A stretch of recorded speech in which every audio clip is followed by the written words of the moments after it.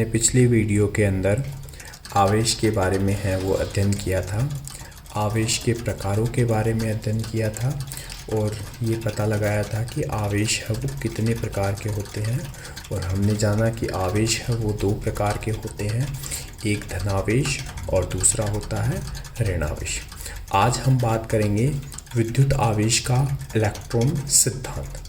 अब विद्युत आवेश का इलेक्ट्रॉन सिद्धांत क्या होता है? प्रत्येक पदार्थ है वो परमाणु से मिलकर बना होता है तथा प्रत्येक परमाणु का समस्त भार उसके केंद्रीय भाग में समाहित होता है, जिसे हम नाभिक कहते हैं।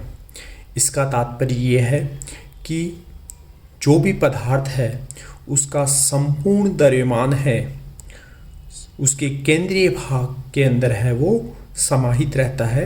इसके पश्चात नाभिक में प्रोटॉन व न्यूट्रॉन उपस्थित होते हैं। प्रोटॉन पर धनावेश जबकि न्यूट्रॉन उदासीन होता है। प्रोटॉन पर तो धनावेश रहता है और न्यूट्रॉन है उस पर किसी भी प्रकार का कोई आवेश है वो विद्यमान नहीं रहता तथा नाभिक के चारों ओर इलेक्ट्रॉन चक्कर लगाते रहते हैं। इलेक्ट्रॉन पर ऋणावेश उपस्थित होता है। इसके पश्चात प्रत्येक इलेक्ट्रॉन का ऋणावेश परिमाण में नाभिक में उपस्थित धनावेश के परिमाण के बराबर होता है। इसके अतिरिक्त इलेक्ट्रॉनों की संख्या प्रोटॉनों की संख्या के बराबर होती है। इस आधार पर कहा जा सकता है कि परमाणु में इलेक्ट्रॉन व प्रोटॉन पर आवेश विपरीत व संख्या समान होने पर यह विद्युत रूप से उदासीन है। जब किसी परमाणु में एक या एक से ज़्यादा इलेक्ट्रॉन को निकाल लिया जाता है तो उस परमाणु पर धनावेश आ जाता है, अर्थात वह परमाणु विद्युत रूप से धनावेशित हो जाता है। इसी प्रकार यदि परमाणु को एक या एक से ज़्यादा इलेक्ट्रॉन दे दिया जाए तो उस परमाणु में इलेक्ट्रॉन की अधिकता हो जाएगी।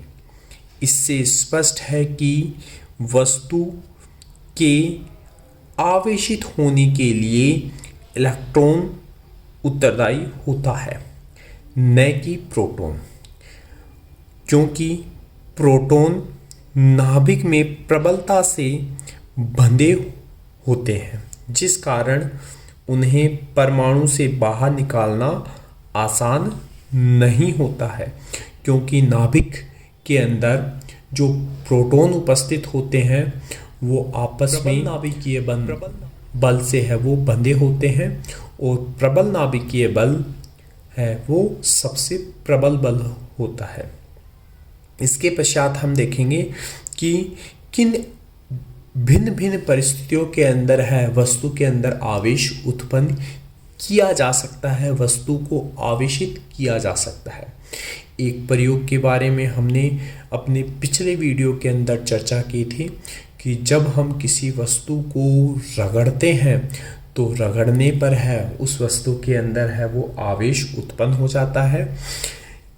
चलिए हम इसके बारे में चर्चा करते हैं। घर्षण द्वारा आवेशन। जब दो वस्तुओं को रगड़ने पर उसके द्वारा आवेशित होने की प्रक्रिया को घर्षण विद्युत या घर्षण द्वारा आवेशन कहते हैं। इसकी चर्चा हमने है वो पिछली वीडियो के अंदर की है। इसके लिए हमने कांच की एक छड़ को है वो किसी रेशम के कपड़े से है वो रगड़ा तो कांच की छड़ पर है वो धनात्मक आवेश है वो आ जाता है और रेशम की छड़ पर है रेशम के कपड़े पर है वो ऋणात्मक आवेश है वो आ जाता है। इसी प्रकार एवोनाइट की छड़ को बिल्ली की खाल से रगड़ने पर एवोनाइट की छड़ पर ऋणात्मक आवेश उपस्थित हो जाता है और बिल्ली की खाल पर धनात्मक आवेश उपस्थित हो जाता है। इस आधार पर हम कह सकते हैं कि जब वस्तुओं को रगड़ा जाता है तो वस्तु है वो आवेशित हो जाती है। इसके पश्चात आवेश है वो दो प्रकार के होते हैं। कौन कौन से? धनात्मक और ऋणात्मक आवेश। द्रव्यमान केवल धनात्मक ही होता है, अर्थात द्रव्यमान के बिना आवेश का अस्तित्व नहीं हो सकता। द्रव्यमान के बिना आवेश का अस्तित्व संभव ही नहीं है।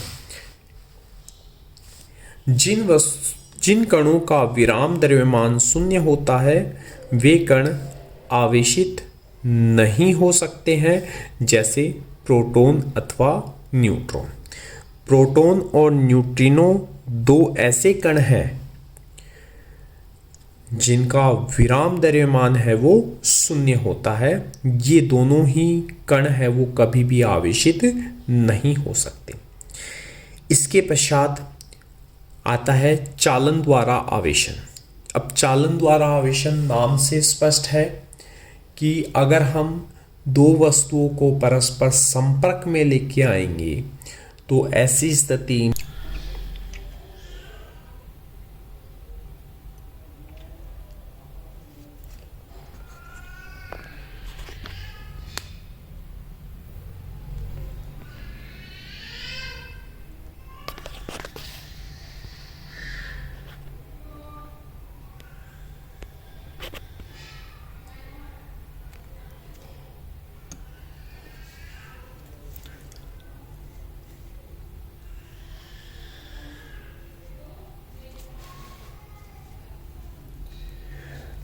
चालन द्वारा आवेशन ये क्या होता है?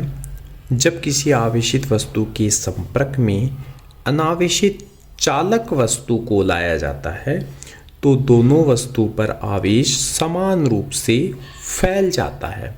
यह घटना चालन द्वारा आवेशन या संपर्क द्वारा आवेशन कहलाती है, क्योंकि इसमें स्पर्श बिंदु से इलेक्ट्रॉनों का स्थानांतरण होता है। अब इसके लिए हम एक प्रयोग करते हैं। ये हमारे पास कोई एक आवेशित वस्तु है जिस पर आवेश है वो समान रूप से है वो वितरित है। ये आवेश धनात्मक भी हो सकता है और ये आवेश ऋणात्मक भी हो सकता है। अब इस आवेशित चालक वस्तु के समीप हम कोई एक अन्य दूसरी अनावेशित चालक वस्तु है वो लेकर आते हैं, तो इसके संपर्क में लाने पर आवेशित वस्तु के संपर्क में किसी अनावेशित चालक वस्तु को लाने पर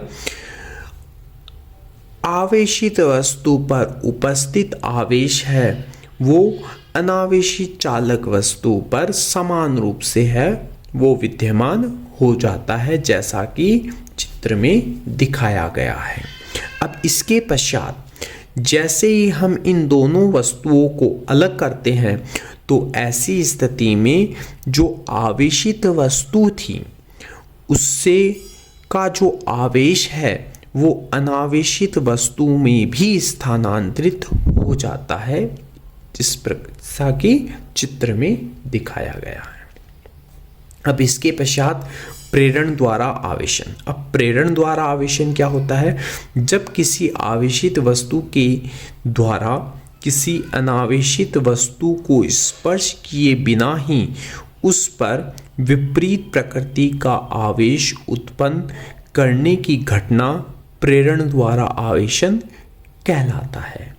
अब इसके लिए हम बात करते हैं, यहाँ पर एक अनावेशित चालक वस्तु है। ये मैं डायग्राम फिर से है वो बना देता हूँ। ये हमारे पास एक अनावेशित चालक वस्तु है। कैसी वस्तु है? अनावेशित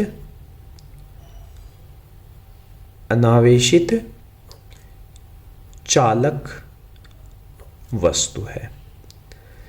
अब हम जानते हैं कि वस्तु है वो किससे बनी होती है? परमाणु से बनी होती है, और परमाणु है वो विद्युत रूप से उदासीन होता है।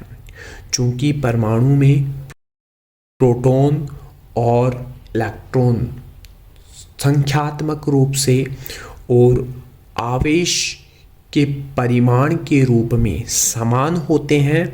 अतः हम कह सकते हैं कि इस वस्तु में अनेक प्रकार के परमाणु हैं वो उपस्थित है, अर्थात इसमें इलेक्ट्रॉन और प्रोटॉनों की संख्या है वो समान रूप से वितरित है। अब इसके पश्चात यदि हम इसके समीप कोई आवेशित वस्तु को लेकर आते हैं तो ऐसी स्थिति में आवेशित वस्तु के समीप विपरीत प्रकृति का आवेश अनावेशित चालक वस्तु के पर है वो उपस्थित हो जाता है, जबकि आवेशित वस्तु के जैसा आवेश है वो इस अनावेशित चालक वस्तु के विपरीत है वो उपस्थित हो जाता है। अब इसके पश्चात हम इस वस्तु को है वो भूसंप्रकित कर देते हैं। क्या कर देते हैं? भूसंप्रकित कर देते हैं। भूसंप्रकित करने पर